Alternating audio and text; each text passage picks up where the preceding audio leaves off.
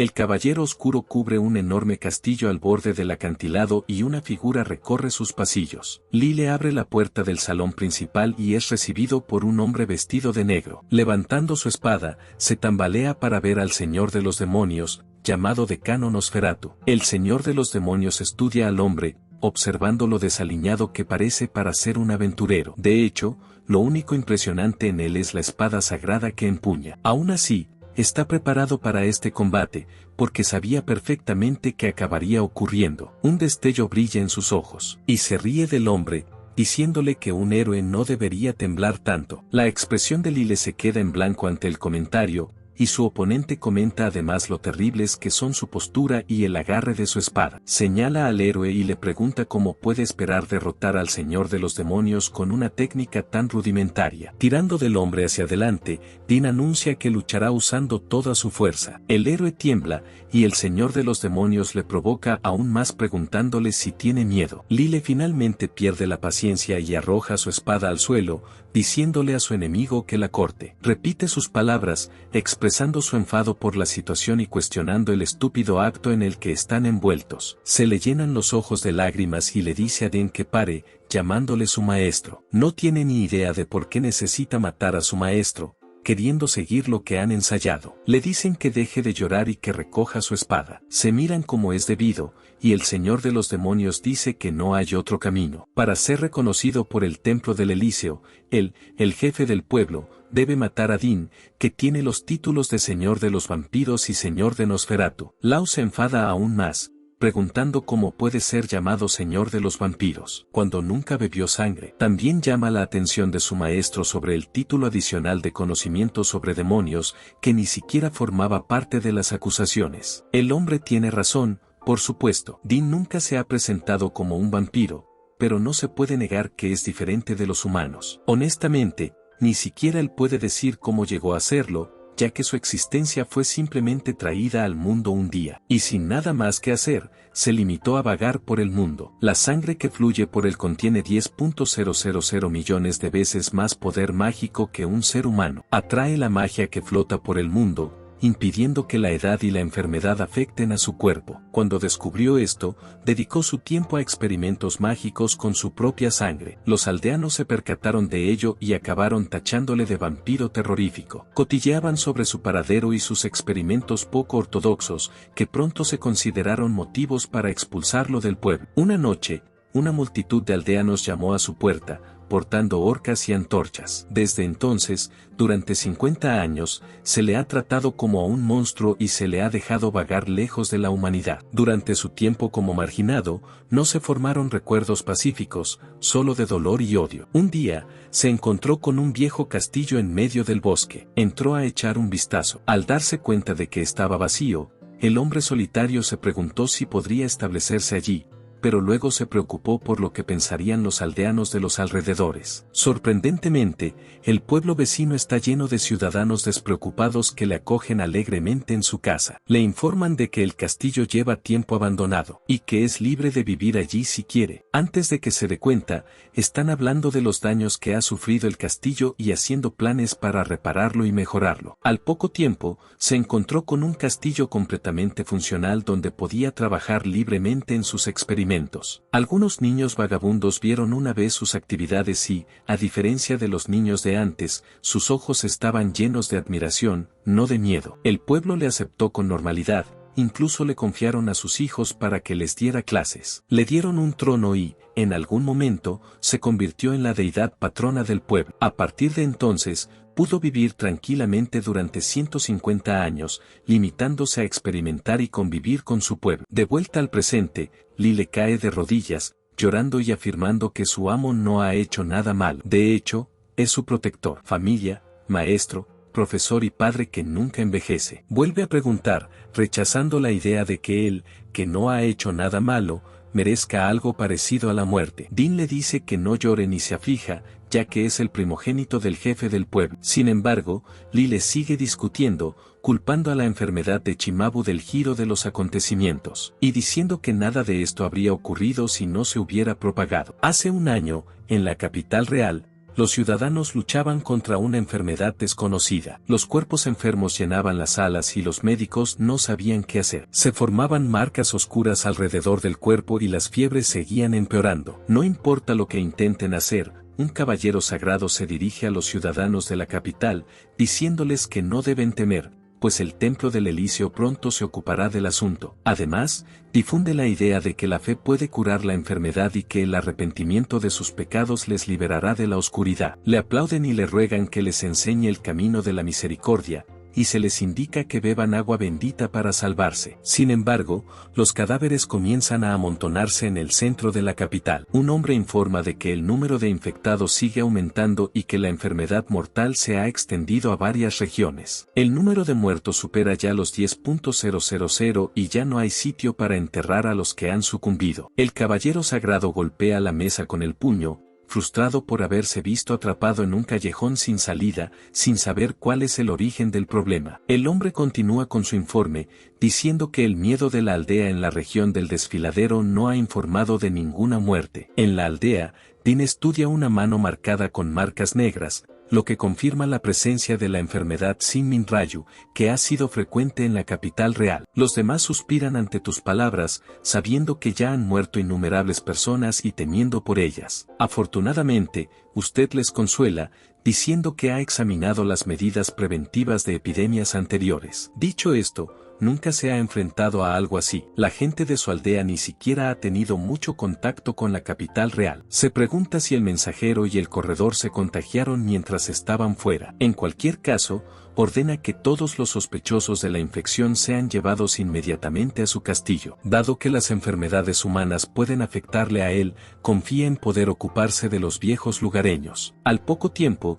se dirige al centro del pueblo y anuncia que la epidemia suele transmitirse por el aire. Quienes tengan incluso fiebre leve pueden infectarse, por lo que todos deben lavarse a conciencia. Para prevenir mejor la propagación de la enfermedad transmitida por el aire, creó un filtro de máscara con hierba Ranimaru, que ayuda a purificar el aire que se respira. Ordena a todos que se las pongan a menudo y que cambien la máscara una vez al día. Mientras hace el anuncio, Lile se acerca por detrás con cara de preocupación. Le cuenta nervioso a Dean que algo le ha ocurrido a Alice, su hija. En el castillo, el Lord se dirige a una cámara aislada donde una joven está en cuarentena. Cuando se le pregunta por su estado, se retuerce débilmente, visiblemente aterrorizada por lo que pueda ocurrirle. Al darse cuenta de sus emociones, asegura a la niña que todo va bien y que no morirá. Ella sonríe, reconfortada por sus palabras. Sin embargo, él es consciente de que el estado de Alice es mucho más grave que el de los demás. Se da cuenta de ello y una expresión sombría cubre su rostro. Le dice a la niña que es un habitante de Vilafira y que forma parte de su insustituible familia. Aunque ha vivido 200 años,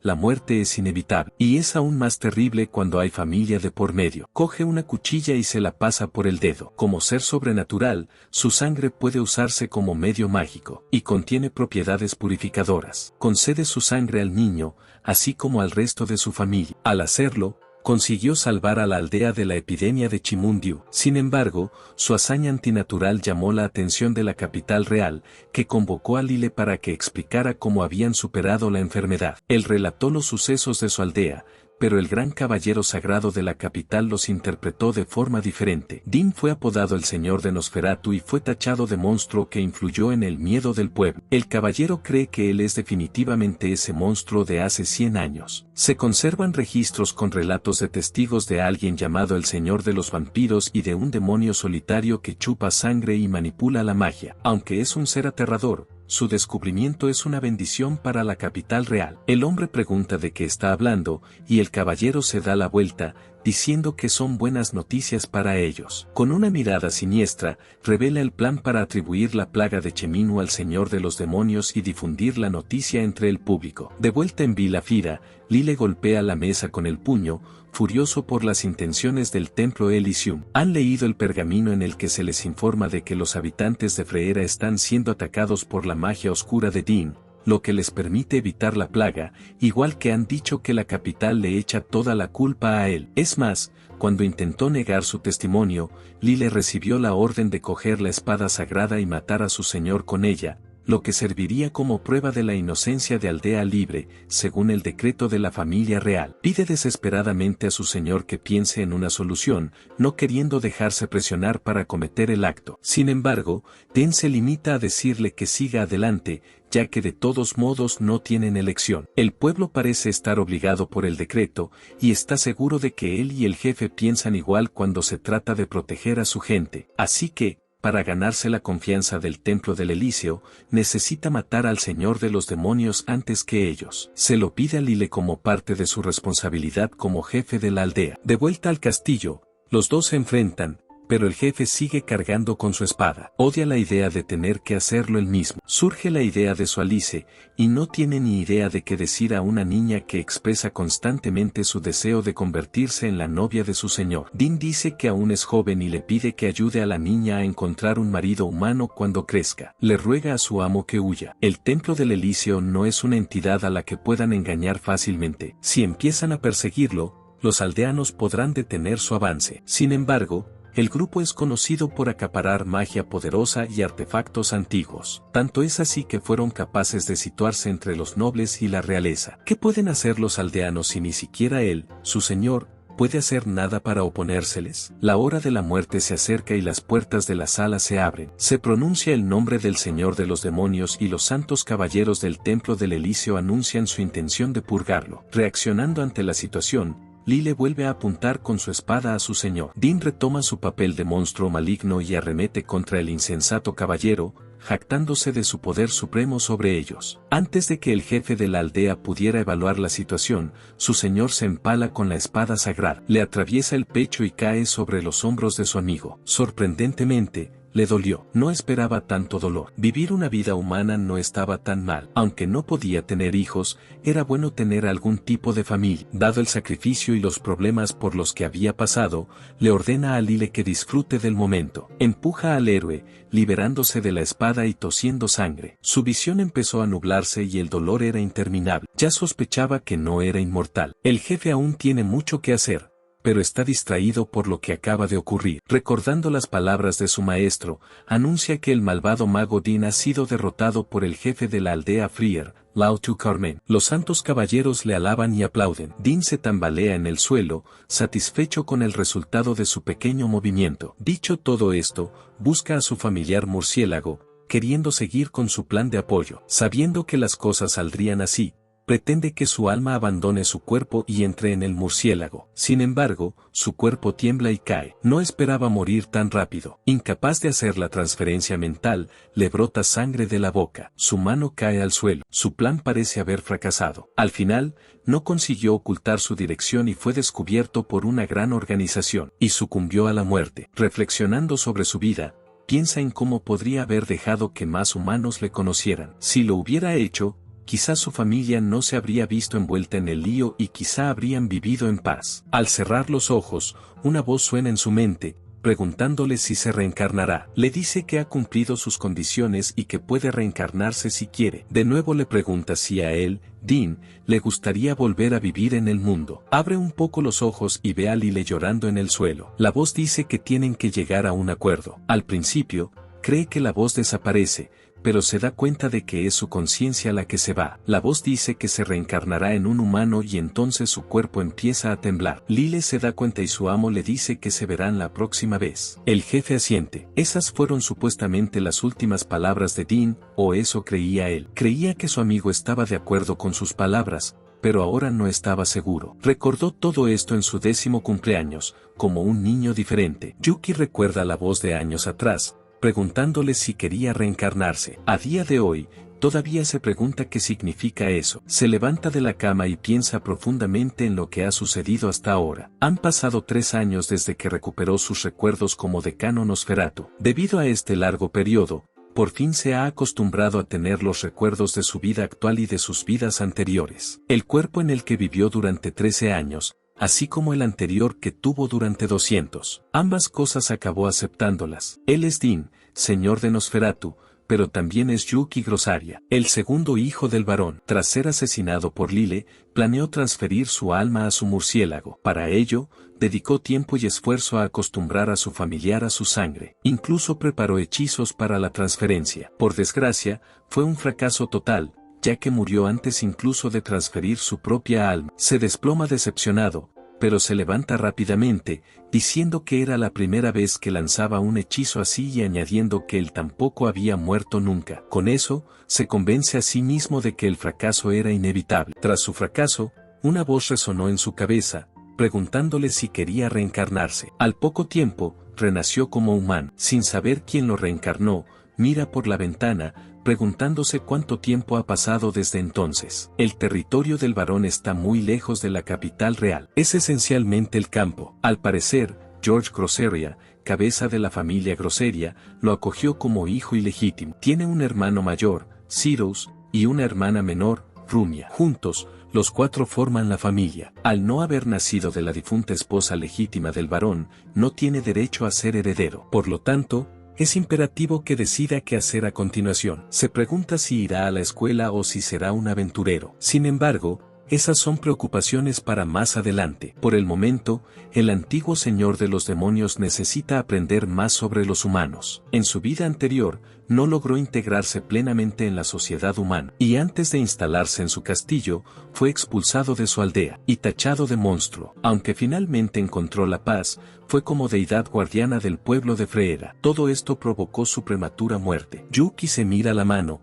examinando la sangre que fluye por ella. Ahora mismo, no es exactamente un humano. Sus antiguas habilidades siguen ahí, y su sangre sigue siendo la de Mistel. Con el tiempo, volverá a dejar de envejecer. Sin embargo, esta vez está decidido a adaptarse y vivir pacíficamente como un humano. Durante su época de niño, podrá estudiar un número considerable de cosas y, cuando deje de envejecer, habrá aprendido lo suficiente para mezclarse con los humanos de verdad. Precisamente para eso utilizará su magia. De repente, un murciélago entra en su habitación, arrastrándose por el alféizar de la ventana. Ahora que lo pienso, siempre le ha gustado a los murciélagos, tanto que acabó siendo etiquetado como el señor de los vampiros. Piensa un momento y le pregunta al murciélago si quiere participar en un experimento. Cogiendo una daga de la mesa, se hiere ligeramente en el dedo, y lo coloca cerca de la criatura. Yuki le explica que su sangre se llama sangre de niebla y que está llena de poder. Si el murciélago la bebe, será considerado su pariente y ganará sabiduría para sí mismo. El murciélago acepta rápidamente la oferta y lame la sangre de su dedo. De repente,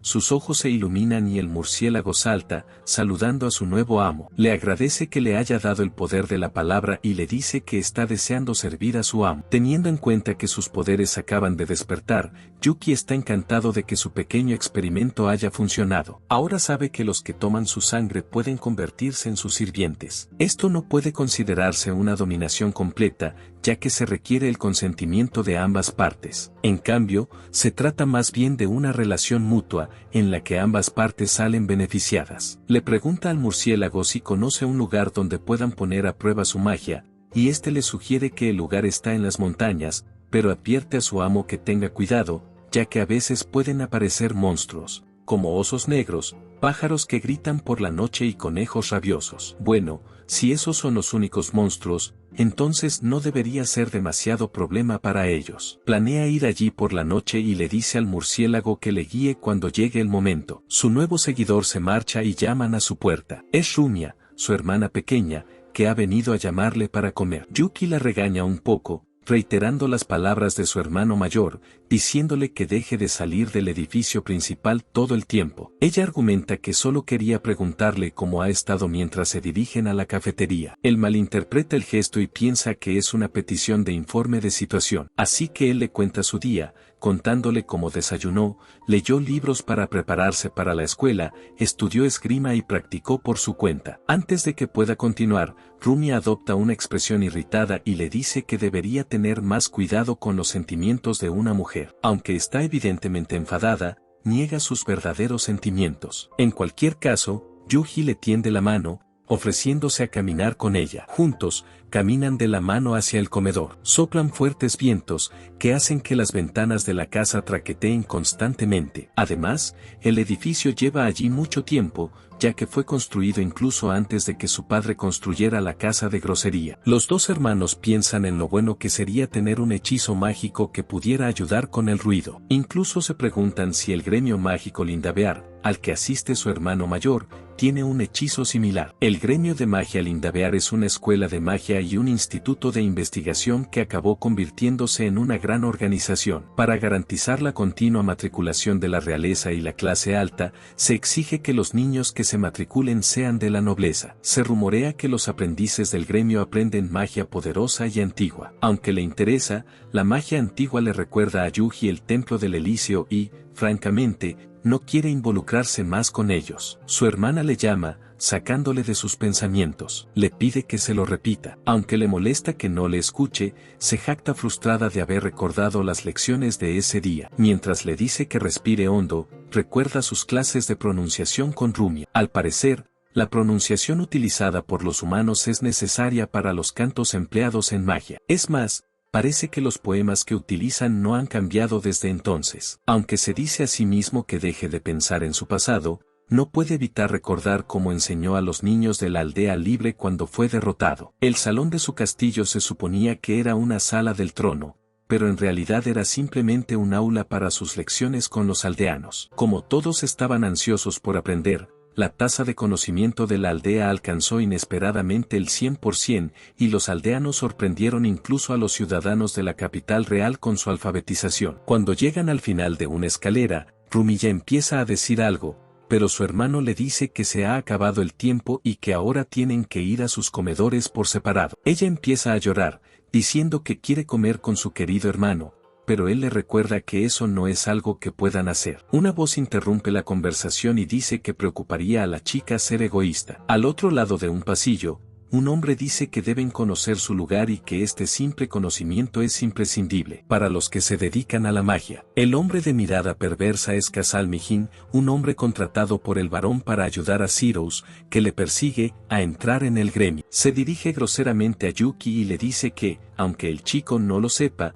las personas nacen con un estatus social. A continuación, el chico relata ingeniosamente la jerarquía de los seres, situando a los humanos en lo más alto, seguidos de los elfos y luego de los hombres bestia. Añade que los monstruos también tienen una clasificación basada en su intelecto. Molesto por su bocaza, Casel le pregunta cuál es el rango en la casa noble. Él contesta con una respuesta basada en la casa de grosería, situando a su padre en lo más alto. Después, su verdadera esposa, Zeros, Rumia y, por último, él mismo, el hijo ilegítimo. El hombre le corrige, insistiendo en que él, el hijo ilegítimo, no debería llevar asociado el apellido. Con un Pantone muerto, el chico acepta y se disculpa por su grosería. Sin embargo, Rumia no lo soporta y le dice que se corrija, que Yuji es su hermano y un miembro legítimo de la familia. Al principio se sorprende, pero luego se dirige a Zeros para preguntarle si es cierto, preguntándose qué piensa el verdadero hijo legítimo de la situación. Yuki se irrita por la maniobra para presionar al joven. Sin embargo, el hermano mayor afirma que el hijo ilegítimo no es diferente de su padre plebeyo, y añade que es imperdonable que un noble de alto estatus coma en la misma mesa que ellos. Concluye que los nobles deberían al menos tener esta conciencia de sí mismos. Satisfecho con su respuesta, Casel reitera triunfante su punto de vista, mientras Rumia se muestra incrédula ante lo que acaba de oír. Ya consciente de la situación, Yuki empuja a su hermana pequeña hacia adelante, pidiéndole que vaya al comedor. Con una sonrisa, le dice que tenga cuidado donde come, recordándole que no pueden comer juntos y que él come en otra mesa con Marta. Aunque está tranquilo, observa cómo los seres humanos siguen aferrándose al estatus social. Rumi empieza a llorar, pero dice que lo entiende y se marcha con su hermano mayor. Antes de que pudieran marcharse del todo, Yuji llama a Casel con una última pregunta. Menciona el descubrimiento de antiguos artefactos mágicos por parte del Templo del Elíseo y pregunta cuántos años han pasado desde entonces. El hombre se enfurece inesperadamente ante la pregunta y grita al chico, diciéndole que no utilice el nombre del Templo del Elíseo tan a la ligera, ya que es tabú. Está conmocionado por la repentina revelación. Cassell recupera la compostura al cabo de un rato. Entonces informa a Yuki de que han pasado 220 años desde el descubrimiento de Elysium. Añade que su respuesta fue un acto de misericordia y que es de mala educación hacer esa pregunta a cualquiera que se encuentre. Mientras se aleja, deja al chico completamente aturdido, incapaz de entender por qué el templo del Elíseo es tabú. Parece que el mundo en el que se encuentra aún está lleno de misterios por desentrañar. Yuki dejó los cubiertos y le dio las gracias por la comida. Estaba deliciosa, como era de esperar de la comida del edificio principal. Dicho esto, le hubiera gustado comer un poco más. Marta, una criada, termina de comer con él y guarda los platos usados, diciéndole que se tome un descanso después de la comida. Como él, vive fuera de la mansión y tiene la tarea de cuidar de Yu. Cuando regresa a su habitación, ve a Rumia y a su padre fuera. Su hermana pequeña adelanta las palmas de las manos y conjura una bola de luz con un encantamiento. George Grosaria, su padre, aplaude con alegría. Asombrado de que su hija sea capaz de recitar correctamente el conjuro,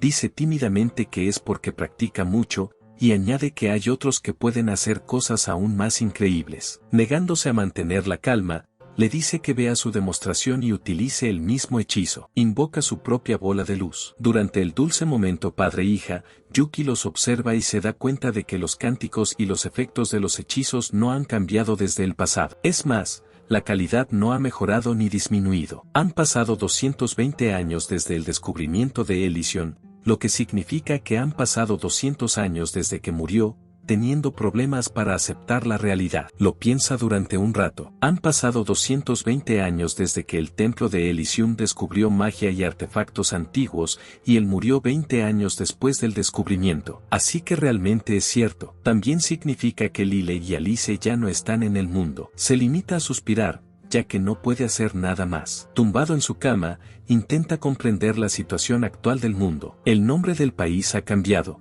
pero la gramática de la magia común es la misma, y el sistema de la sociedad no es diferente. Normalmente, habría pensado que esta generación estaba más cerca. Incluso ahora, la magia antigua está reservada a unos pocos elegidos, concretamente a la clase alta, y por eso Cassell hace gala de su estatus con tanto orgullo. Es más, incluso Zero se está uniendo al gremio mágico. Con los misterios acumulándose, decide investigar y desentrañarlos, empezando por cómo cayó en desgracia el templo Elíseo, que ahora se considera un tema tabú. Dicho esto, no quiere volver a encontrarse con sus miembros. Existe la posibilidad de encontrar algo en la biblioteca del edificio principal. Por desgracia, un hijo ilegítimo como él no tiene derecho a entrar así en el edificio principal. Por ahora, debe pensar en un plan y probar sus propias habilidades para ayudarse a sí mismo. Se levanta para empezar, pero su estómago refunfuña de repente. Hace tiempo que su estómago tiene antojo de carne, ya que sus cenas no solían tener este tipo de plato. Ya que va a salir a probar su magia, será mejor que vaya a cazar. Queriendo comprobar sus habilidades antes de salir, Yuki abre su barra de estado, que suele mostrar estadísticas falsas. Está preparando esta técnica porque probablemente se comprobará su estatus cuando entre en la escuela. En realidad, sus estadísticas y habilidades son mucho más fuertes de lo que muestra. Satisfecho con su preparación, salta desde el alféizar de una ventana y utiliza su habilidad de flotación. Básicamente, le hace ingrávido, lo que le permite saltar por encima de vallas y guardias. Además, utiliza el hechizo ocultar presencia para no ser detectado. Saltando al bosque, se acuerda de volver por la mañana. No tarda en encontrarse con su nuevo familiar murciélago, que le ha estado esperando toda la noche. Le pide que encuentre un lugar donde pueda practicar magia y cazar animales. Antes de eso, el murciélago le pregunta cómo se llama y le dice a Yuki que él mismo no tiene nombre. A petición del murciélago, le llama Deku. El murciélago parece encantado con su nuevo nombre, y el chico le explica que procede del padre de un viejo amigo de Lyle, que en su lecho de muerte le pidió que le pusiera su nombre. En su lecho de muerte, le pidió a su amo que cuidara de su hijo antes de fallecer. Deku cuestiona sus historias, ya que su nuevo maestro parece demasiado joven para haber pasado por algo así. Yuki le dice que ignore los detalles y luego apunta a un gran conejo. El objetivo es una criatura muy cautelosa, con cuernos y poderosas patadas. El murciélago queda impresionado por sus conocimientos, pero ignora el hecho, diciendo que es de sentido común. En cualquier caso, no se involucrará en combates cuerpo a cuerpo, ya que su objetivo es experimentar con su magia. Le preocupa que los hechizos de llama y viento se noten demasiado, pero su maestro le asegura que no hay problema, ya que su especialidad es la magia de hielo. Colocando la mano en el tronco del árbol, hace un camino helado directo hacia la criatura. El hechizo solo toca al conejo, pero casi instantáneamente lo atrapa en carámbanos. Su magia es perfecta para misiones de sigilo, ya que le permite capturar a su presa sin llamar la atención de nadie. Mira al conejo satisfecho con su trabajo y baja del árbol. Disculpándose por lo que va a hacer, coge su cuchillo para matar a la criatura. Una vez terminada la tarea, cuelga el conejo de una rama, dejando que gotee su sangre. Los ojos de Deku brillan de asombro, diciéndole que ni siquiera él sería capaz de escapar a semejante magia. Sin hacer ningún ruido ligero, está seguro de que su presa no notará nada, y dice que este es el tipo de magia más fuerte cuando se sobrevive en el bosque. Yuki solo sonríe, diciendo que es magia muy simple y que no sería rival para la magia antigua. En su vida pasada, pudo ser testigo de lo fuerte que es la magia del Templo del Elíseo. Hace mucho tiempo, se encontró con una situación que involucraba a un sacerdote y a un grupo de bandidos. Se arrodillaban ante él, suplicando clemencia y prometiendo no volver a robar. Antes de que pudieran alegar más, el despiadado hombre los erradicó con un hechizo,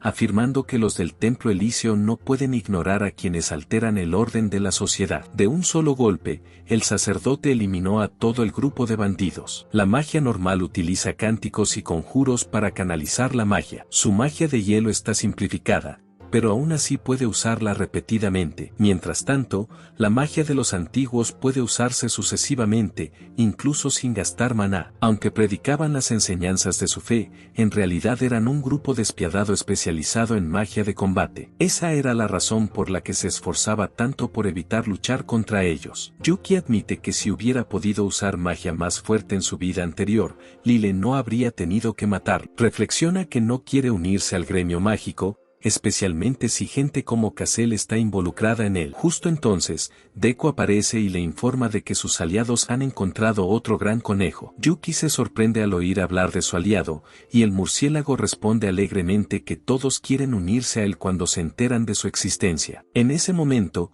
Yuki oye un ruido sordo y levanta la vista para ver una colonia de murciélagos revoloteando sobre ellos. Se llena de admiración y Deku declara con orgullo su deseo de que todos reconozcan la grandeza de su amo. Yuki se alegra de oír esto, ya que planea hacer de las montañas su base. Luego le pide a Deku que elija a uno de sus amigos para que sea su contacto. Les pide que le informen cuando haya monstruos persiguiéndoles, y promete protegerlos usando su poder. Deku agradece su consideración. Luego le pide a Deku que le lleve al próximo gran conejo. Mientras sigue a su compañero a la espalda, Yuki contempla la variedad de habilidades de que dispone, como la sangre de niebla, la magia de hielo, el contrato de seguidor y la capacidad de flotar. Hace un voto solemne de utilizar estas habilidades y seguir viviendo como un humano normal. Mientras sigue planeando sobre las montañas, Yuki se pregunta cuánto más podrá cazar antes de volver a casa. Repasa sus planes y se prepara mentalmente para atravesar la puerta principal. Yuki entra en la residencia, conejo salvaje en mano, solo para ser detenido por Cassel, que le pregunta por su paradero. Con una sonrisa irónica, Yuki acepta esta esperada confrontación. Explica con calma que se ha aventurado a cazar en las montañas y que tiene la intención de pedirle a Marta que le prepare el conejo. Justifica sus acciones alegando la distancia que separa su casa de la mansión principal, lo que limita el acceso a la carne. Cassel, sin embargo, le reprende y le acusa de egoísmo, afirmando que es esencialmente un sirviente. Insiste en que Yuki debe presentar su casa al varón. Mirando a Yuki, Cassel no le permite marcharse y continúa su discurso. De repente, George aparece en escena. Su semblante se anima al ver a Yuki. Cassel lo intercepta y afirma falsamente que Yuki pretende acaparar el botín de su cacería. El varón, perplejo ante la acusación, reconoce que la presa pertenece a Yuki por derecho, ya que él la capturó. Elogia a su hijo por haber cazado dos grandes conejos, lo que arranca una sonrisa a Yuki. George, un noble que recibió la nobleza por su experiencia en combate, sigue entrenando hoy en día. Yuki le debe todo y le quiere mucho. George le recuerda que debe tener cuidado en las montañas. Pero Cassel interviene de repente. Critica al varón por elogiar a Yuki en lugar de reprenderle, por considerarlo inapropiado para un aristócrata. George defiende sus acciones hacia su hijo, argumentando que apreciar sus logros es totalmente razonable. Cassell le recuerda a George el acuerdo que hicieron, en el que no interferiría en sus métodos de enseñanza a cambio de ayudar a Zero a convertirse en miembro del gremio mágico. El varón duda y Cassell amenaza con marcharse. Yuki interviene, reconociendo su falta de disciplina, y enseguida ofrece su casa a su padre. A cambio, le pide acceso a la biblioteca. George se muestra intrigado por esta petición, y Yuki le explica su necesidad de conocimiento. El varón se conmueve, conmovido por los esfuerzos de su hijo, sin saber que Yuki había orquestado todo el enfrentamiento. Yuki había planeado entrar por la puerta principal y ser atrapado por Cassell, planeando el momento en que su padre estuviera entrenando para que pudiera oír la conmoción. Conmovido por la iniciativa de su hijo, George concede a Yuki el acceso a la biblioteca, sintiéndose atrapado. Cassell accede a regañadientes. Cuando Yuki se dirige a la biblioteca, se sorprende al ver que el intrigante Cassell se dirige en esa dirección. Observa cómo se marcha Cassell y entonces es recibido por el mayordomo Neal, que lleva mucho tiempo sirviendo en la mansión. Se rumorea que Neal y George lucharon juntos en guerras cuando eran más jóvenes. Neal ofrece inmediatamente su ayuda a Yuki, aunque éste no sea consciente de ello, y le pregunta por sus preferencias de lectura. Yuki le responde que necesita leer sobre la historia de su país, y Neo se sorprende de que pueda leer la letra antigua. Yuki intenta abrir la estantería, pero se da cuenta de que está cerrada. El mayordomo le dice que la abrió antes de llegar, y es entonces cuando Yuki se da cuenta de que ha sido cerrada con una herramienta mágica. Entonces recuerda la mirada astuta que Cassell le dirigió antes. Como ya no es necesario, Neo se marcha. Yuki piensa que quejarse al mayordomo sería inútil, y tampoco puede quejarse a Cassell. No entiende por qué el tutor llega tan lejos para impedirle leer libros utilizando herramientas mágicas. Sin más remedio, se corta el dedo y utiliza su sangre para invocar el laqueo de sangre de Mistel y romper la herramienta mágica. Esta técnica tiene el mismo principio que cuando curó a Alice de la enfermedad de Sigma Obiu. Utiliza su sangre para analizar la estructura mágica del hechizo e interfiere en el suministro de poder mágico. En ese momento, extrae con éxito la herramienta mágica y se acuerda de volver a colocarla más tarde. Más tarde, Yuki está ocupada leyendo cuando Neil entra en la biblioteca para servir el té. Le da las gracias al mayordomo, pero se niega educadamente porque teme ensuciar todo. Neil accede e inmediatamente se da cuenta de que la herramienta mágica está al revés. Yuki se pone nerviosa, pero el mayordomo se limita a comentar que Cassell debe de haber cometido un error. Neo recuerda un incidente en el que Cassell utilizó un hechizo similar sobre él hace años, que necesitó de 3 magos para romper. Yuki se da cuenta de que al mayordomo no le gusta Cassell. Neil lo niega, pero está claro que la deducción de Yuki es correcta. Tras una hora de lectura, Yuki descubre que el templo del Elíseo ha desaparecido misteriosamente después de hacer avanzar la civilización mágica aprovechando la magia y las herramientas ancestrales. Yuki no puede creer que una organización tan poderosa haya llegado a su fin. Se revela que Elysium se ha visto envuelto en luchas de poder y disputas territoriales. Esto condujo a guerras con distintos reinos, que dividieron el templo e iniciaron guerras con reyes de distintos países. El conflicto debería haber sido una victoria fácil para el Elíseo, dado su conocimiento de la magia antigua. Sin embargo, cuando comenzó la guerra, sus armas mágicas dejaron de funcionar inexplicablemente. La razón sigue siendo un misterio, y la guerra acabó en fracaso, lo que llevó a la gente a guardar rencor a Elysium. Como resultado, el templo fue aniquilado y la mayoría de sus objetos mágicos desaparecieron. Desanimado,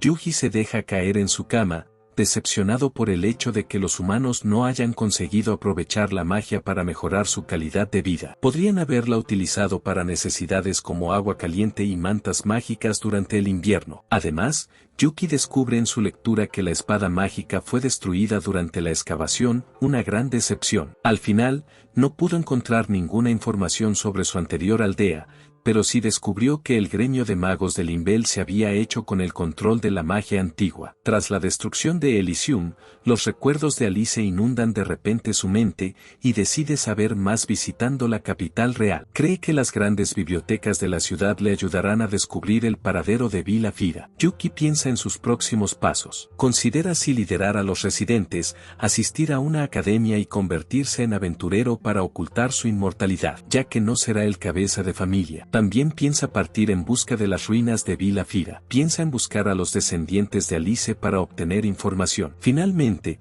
decide hacer las dos cosas. Investigando mientras asiste a la escuela, se pregunta cuándo debería pedir la aprobación de su padre. Justo entonces, una conmoción en el exterior llama su atención. Se asoma a la ventana y ve un poste de carruajes. George se fija en él y, emocionado, le llama para que baje, insinuándole que hay grandes noticias para Cyrus. Cassel no deja de elogiar a Cyrus y le dice a Yuki que tiene la suerte de tener un hermano tan maravilloso. Yuki se sorprende al verle tan contento. George dice orgulloso que el gremio de magos de Limbel tiene buenas noticias para su hermano. Al ver a su padre feliz, Yuki se da cuenta de que Cyrus ha conseguido convertirse en aprendiz del gremio mágico. Sin embargo, Cyrus anuncia que su Alteza Real, la octava princesa, Iris Yendurischa, vendrá a ver su aptitud mágica. Yuki se queda confusa, así que Cyrus le explica que la princesa será aprendiz en el gremio como él. En otras palabras, viene como representante del gremio para comprobar las habilidades de Cyrus. Yuki recuerda cómo Cassel le dice implacablemente que su hermano mayor es mejor que él,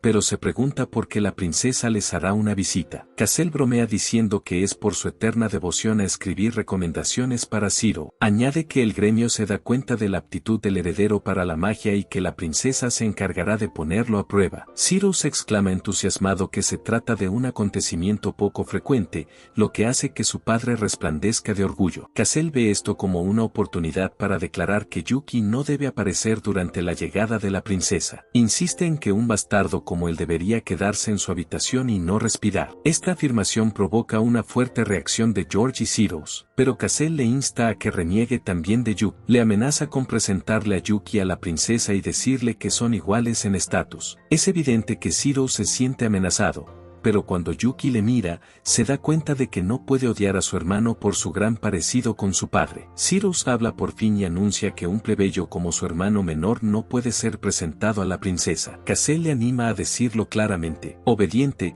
Cyrus le dice a Yuki que un bastardo no puede estar a la vista de sangre real. Debe permanecer en su habitación y no salir jamás. Para su sorpresa, Yuki se limita a sonreír y acepta encantado las órdenes de su hermano, que no quiere involucrarse con la realeza. Los mira con desdén y recuerda cómo ordenan a los aventureros hacer misiones con pequeñas recompensas. Una vez, una heroína llegó a su castillo, pero ni siquiera era apta para iniciar una pelea. Acabó trabajando como guardia para el miedo de la aldea y también era la abuela de Lile. Sintiéndose nostálgico, Yuki declara con entusiasmo que no se interpondrá en el camino del éxito de su hermano y que se mantendrá alejado de la princesa. Incluso le ofrece pasar la noche en una posada o irse de viaje con la aprobación de su padre. En lugar de apreciar su bienintencionada propuesta, George se muestra consternado al oírla y Cyrus le acusa de ser sarcástico. Yuki se sorprende y reflexiona sobre el hecho de que, en su vida anterior, anhelaba tener familiares mayores. Por eso es solidario. Reitera que no tiene ningún interés en el gremio de magos y que se conforma con vivir en la baronía,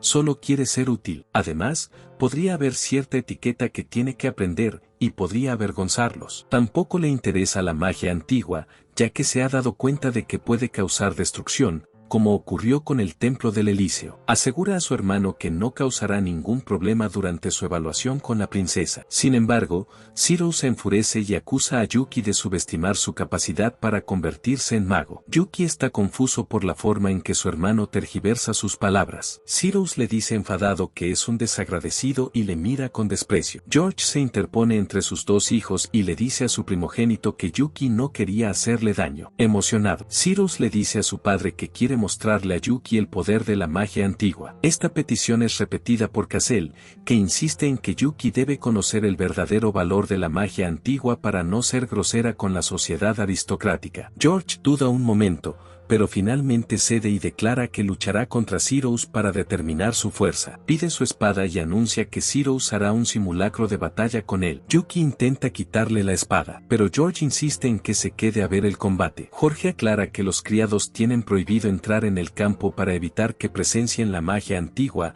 a lo que Cassel accede. El guardián declara que él será el juez de la batalla. El primero que suelte su espada perderá el combate. Padre e hijo aceptan las reglas y comienza el combate. Cyrus se mueve primero y dibuja runas en el aire. Yuki mira, impresionado por las runas que ha convocado su hermano. Cyrus crea con éxito una runa, lo que impresiona a Cassel. Impulsado por su magia, Cyrus avanza hacia su padre a gran velocidad, lo que sorprende a Yuki. Este ve que Jorge es empujado hacia atrás por la fuerza de su hermano. Observa que la runa que usó su hermano no es magia ordinaria, sino definitivamente una mucho más fuerte. Volvemos a la batalla. George elogia a Zero por haber mejorado en combate. Mira a Yuki y sonríe, sabiendo que su hermano menor es testigo de su poder, prometiendo que con su gran poder, reclamará una alta posición en grosería. Mientras tanto, Yuki sigue preguntándose por la magia de Zero, al ver que es superior a la de su padre, que solo puede luchar de igual a igual gracias a su vasta experiencia en combate. Se da cuenta de que el verdadero poder de la magia antigua puede ser aterrador y de por qué necesita ser gestionado por el gremio mágico. También considera la posibilidad de que la magia antigua sea un lenguaje propio,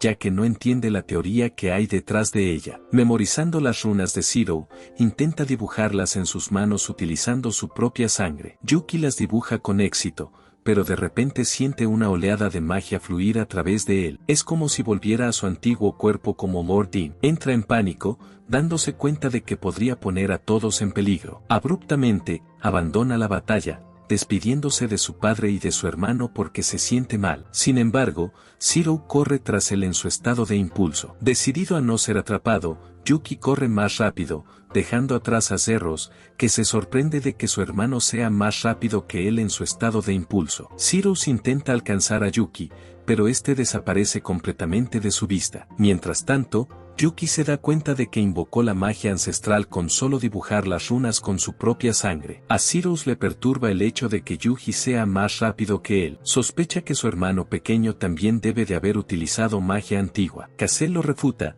diciendo que solo aquellos que han aprendido la magia pueden usarla, ya que requiere un hechizo y un canto. Añade que Cyrus puede haber tenido problemas para controlar su magia, y aún necesita perfeccionarlo, sobre todo para derrotar a su padre en un simulacro de batalla. Cyrus le da la mano, admitiendo que siente que no puede vencer a Yuki. Cassel le asegura que demostrarán a su hermano su verdadera habilidad. Visiblemente tenso, Cyrus se rinde y escucha a su tutor. Mientras tanto, Yuki les observa desde lejos y se pone cómoda cuando empiezan a marcharse. Aún no puede creer que el simple hecho de dibujar la runa active el hechizo. Recuerda que, antes, solía escribir notas en su mano usando su sangre, y por eso la gente le llama vampiro. Entonces piensa que debe investigar más sobre la magia antigua. En ese momento, gira la cabeza y se disculpa con Marta, que estaba allí en la habitación todo el tiempo y cambiándose cuando él entra de repente. Marta se siente aliviada al saber que fue Yuki quien entró en su habitación,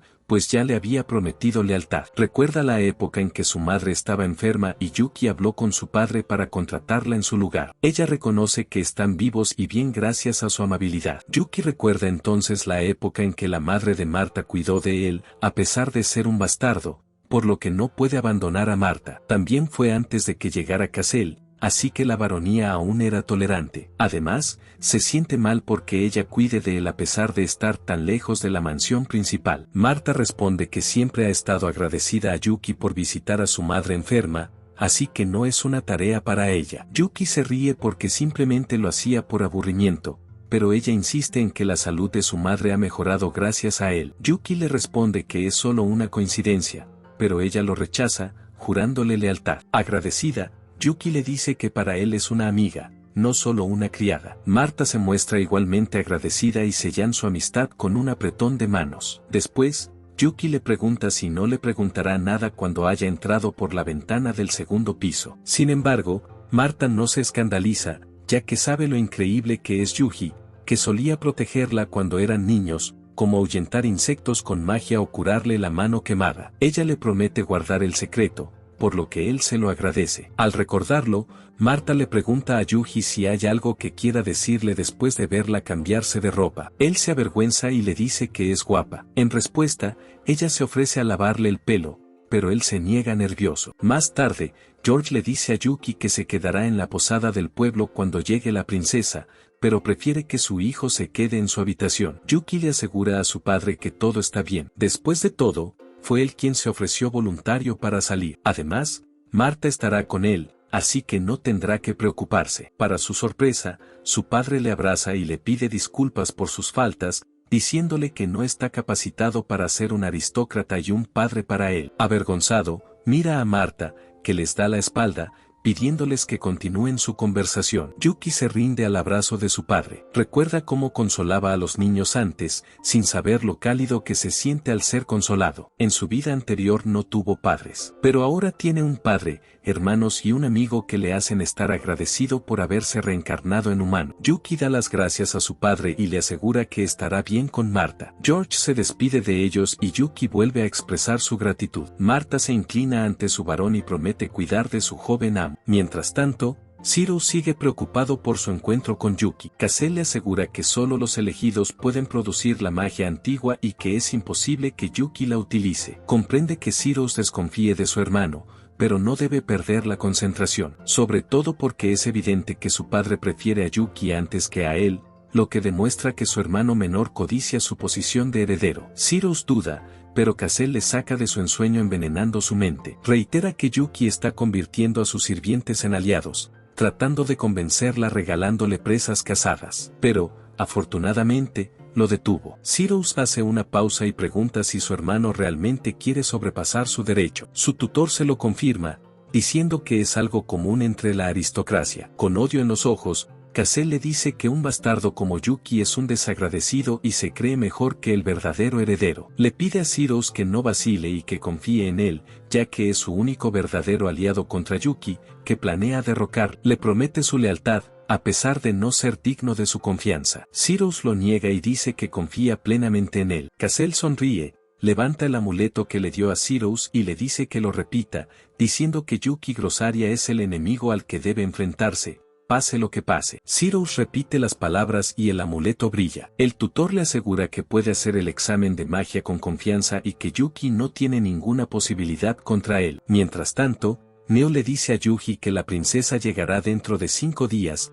así que tiene que quedarse en las ciudades desde el día anterior. Además, tiene prohibido ir a las montañas, ya que es uno de los lugares de la evaluación. Yuji acepta, pero piensa que no podrá experimentar con la magia antigua durante un tiempo, a menos que salga de la mansión por la noche. Mientras tanto, piensa en todo lo ocurrido en su habitación. Reflexiona sobre el hecho de que Zero pudo utilizar la magia antigua dibujando una runa y cantando un hechizo. Sin embargo, no sabe lo que ha cantado y sospecha que se trata de otro lenguaje propio de la magia antigua. Reflexiona sobre el hecho de que, al dibujar el escudo solo con sangre, seguía lanzando Boosted, pero no entiende por qué. Reflexiona un poco más y piensa que hay 2 tipos de magia en el mundo, la magia general y la magia antigua que descubrió el Templo del Elíseo. Ya ha demostrado que la magia antigua es mejor que la magia general, ya que Zero era capaz de luchar al mismo nivel que su padre. Se pregunta por qué se activó la magia antigua cuando él solo la dibujó en su mano. Entonces coge un trozo de papel de pergamino e intenta dibujar la runa con tinta,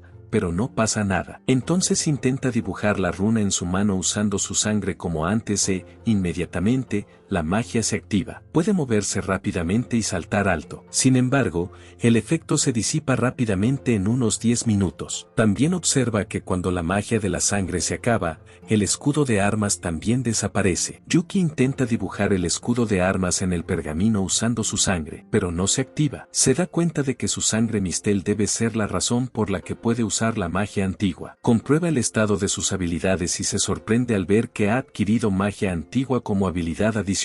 Recuerda que en su vida anterior nunca utilizó la magia antigua. Sin embargo, fue apuñalado por una antigua espada sagrada. Se pregunta si la espada es la razón por la que puede usar magia antigua. También recuerda que cuando murió, la espada sagrada se cubrió de su sangre y se conectó a su cuerpo cuando se reencarnó. Esta debe ser la razón por la que tiene aptitudes para la magia antigua. Esto le parece interesante, sobre todo porque esperaba que los humanos hubieran construido una cultura basada en la magia antigua. Sin embargo, debido a las guerras, la magia antigua cae en manos del gremio mágico. Yuki imagina entonces cómo podría utilizar la magia antigua para hacer del mundo un lugar mejor, pero detiene su pensamiento positivo. Solo espera vivir en paz como un humano y lejos de su antigua vida como rey demonio. Decide dejar en paz los asuntos humanos y espera que Zero se una con éxito al gremio mágico. Desde su habitación, oye las voces excitadas de Marta y Rumia, que se maravillan con sus cacerías. Yuki se da cuenta de que está contento con su vida,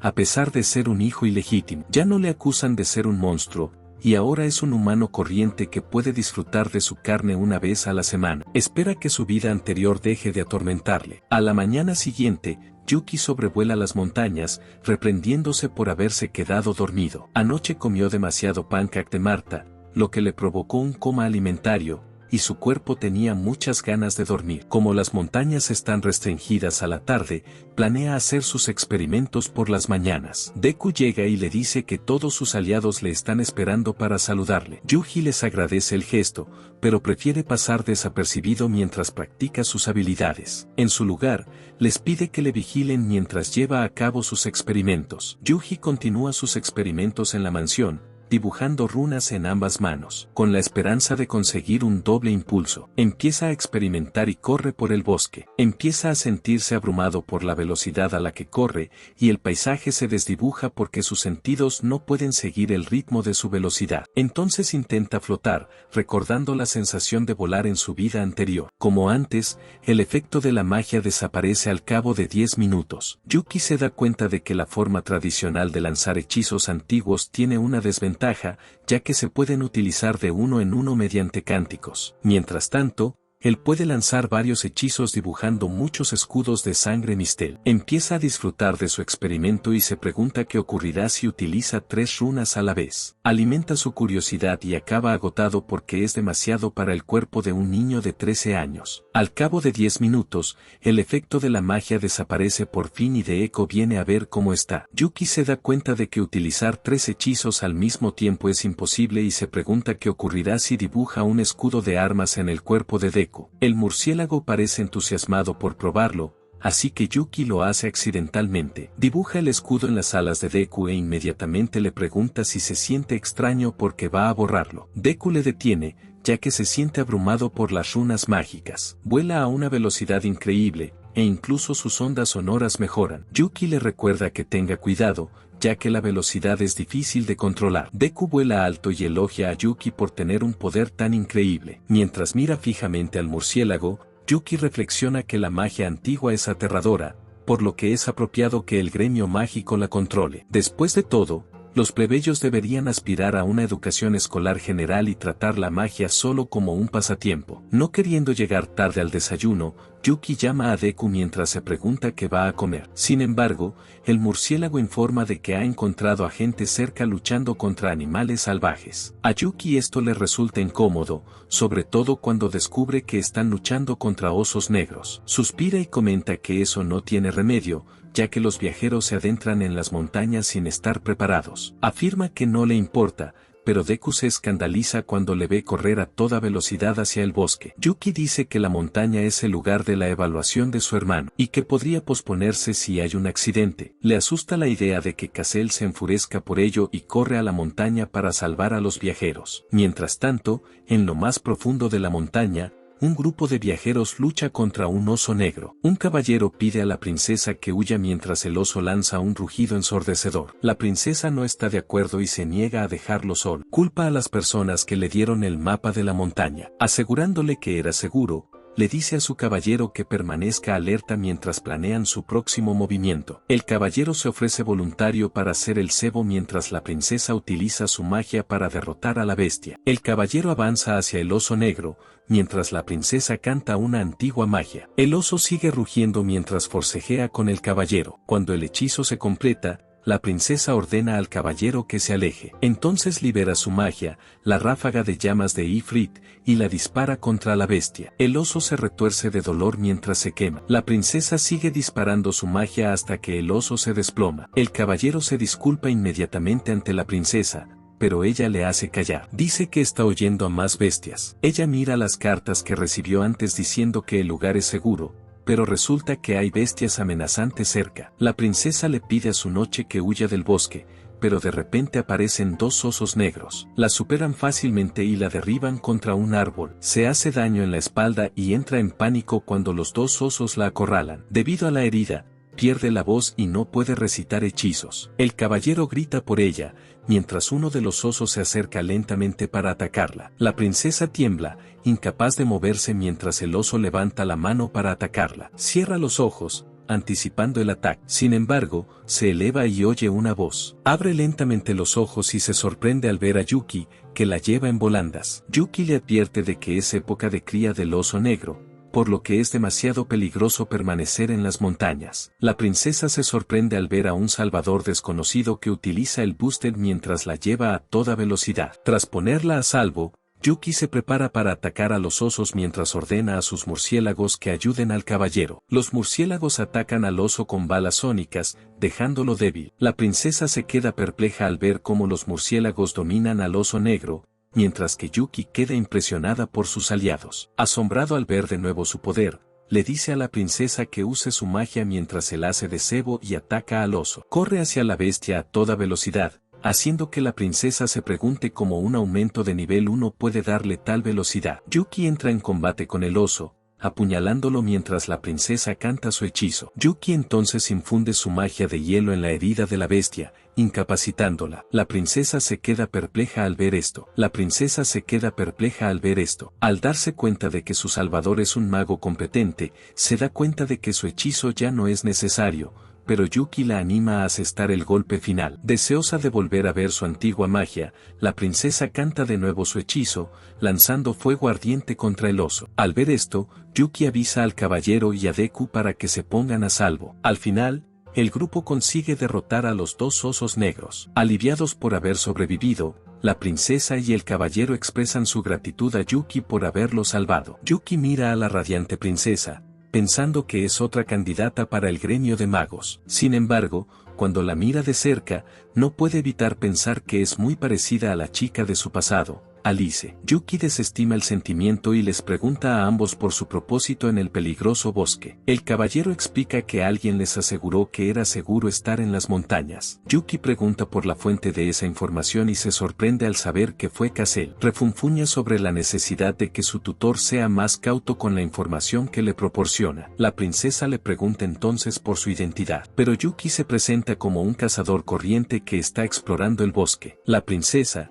sin embargo, expresa sus dudas debido a sus habilidades mágicas, sugiriendo que podría ser miembro del gremio de magos. Yuki la interrumpe y le pregunta por su identidad. La princesa se disculpa y se presenta como Clara. Mientras el caballero se presenta como Burns, ella le explica que han sido asignados para supervisar la prueba mágica y garantizar la seguridad del lugar de la prueba. Burns le pide a Yuki que mantenga su viaje en secreto para evitar disturbios. Mientras tanto, Clara vuelve a expresar su gratitud a Yuki y le pregunta su nombre. Yuki, que no quiere crear más complicaciones, se niega a revelar su identidad. Para mostrarle su gratitud, Clara le ofrece su adorno para el pelo. Yuki se niega inicialmente, lo que provoca la risa de la princesa, que señala que los cazadores no suelen rechazar los intercambios. Clara insiste y le da a ella misma el adorno. Yuki suspira y lo acepta. Mientras mira fijamente a Clara, esta le sonríe y le agradece que le haya salvado la vida. Al verla sonreír,